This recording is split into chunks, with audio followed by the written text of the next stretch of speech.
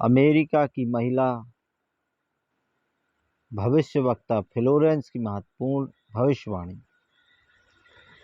America की विश्वविख्यात भविष्यवक्ता फ्लोरेंस ने अपनी भविष्यवाणी में कई बार भारत का जिक्र किया।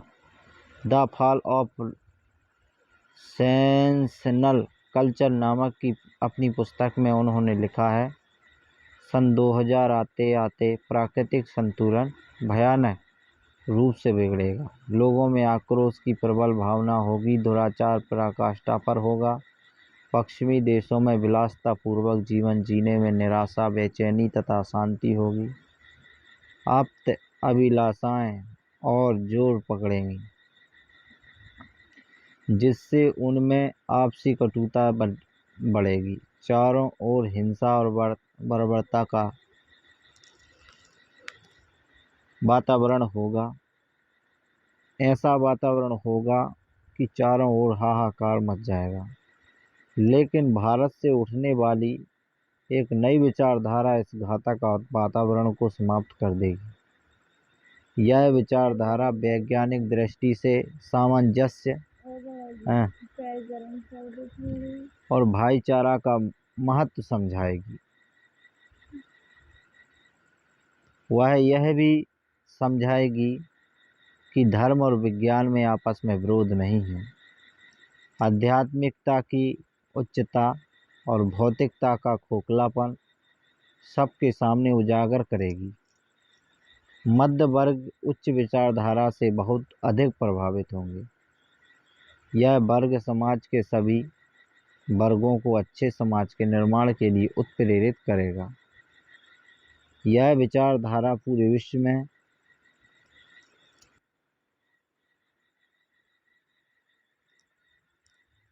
चमत्कारी परिवर्तन लाएगी।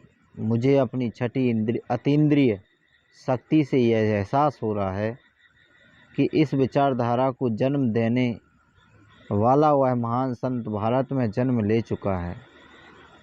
उस संत के ओजस्वी व्यक्ति तत्व का प्रभाव सब को चमत्कृत करेगा।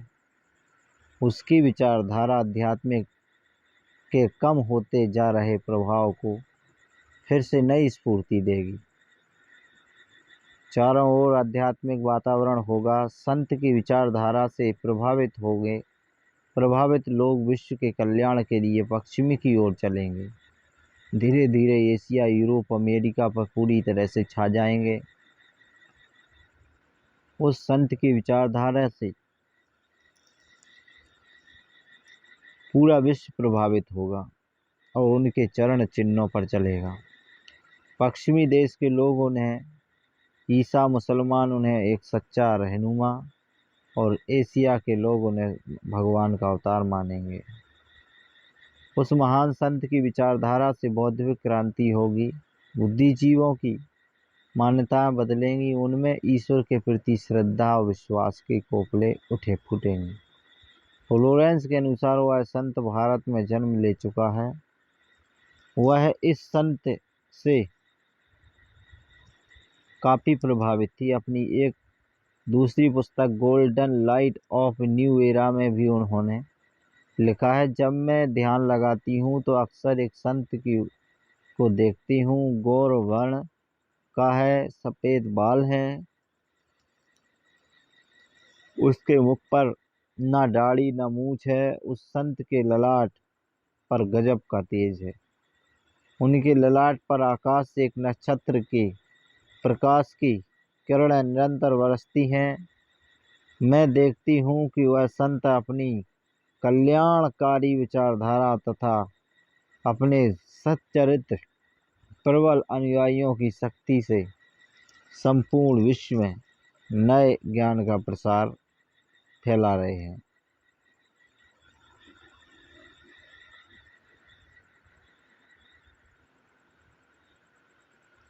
वह संत अपनी शक्ति निरंतर बढ़ा रहे हैं। उनमें इतनी शक्ति है कि वह प्राकृतिक परिवर्तन भी कर सकते हैं। वह अपना कार्य वैज्ञानिक ढंग से करेंगे। उनकी कृपा तथा प्रयत्नों से मानवीय सभ्यता में नई जागृति आएगी। विश्व के समस्त जन समूह में नई चेतना का संचार होगा। लोक शक्ति का नया रूप उमड़ कर सामने आएगा, जो सत्ताधारियों की मनमानियों पर अंकुश लगा देगा। मनोचिकित्सक तथा सम्मोहन कला के विश्वविख्यात प्रसिद्ध ज्ञाता डॉक्टर मोरे वरस्टीन की फ्लोरेंस से अच्छी दोस्ती थी।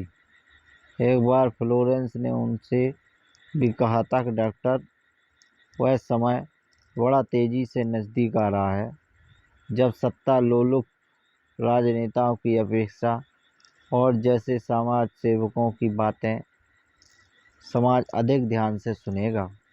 21वीं सदी के आते आते एक नई विचारधारा पूरे विश्व को प्रभावित करेगी। हर राष्ट्र में सच्चा चरित्र, धार्मिक लोगों का संगठन लोगों को दिमाग में बैठी गलत मान्यताओं को बदल देगा। धार्मिक लोगों का संगठन लोगों के दिमाग में बैठी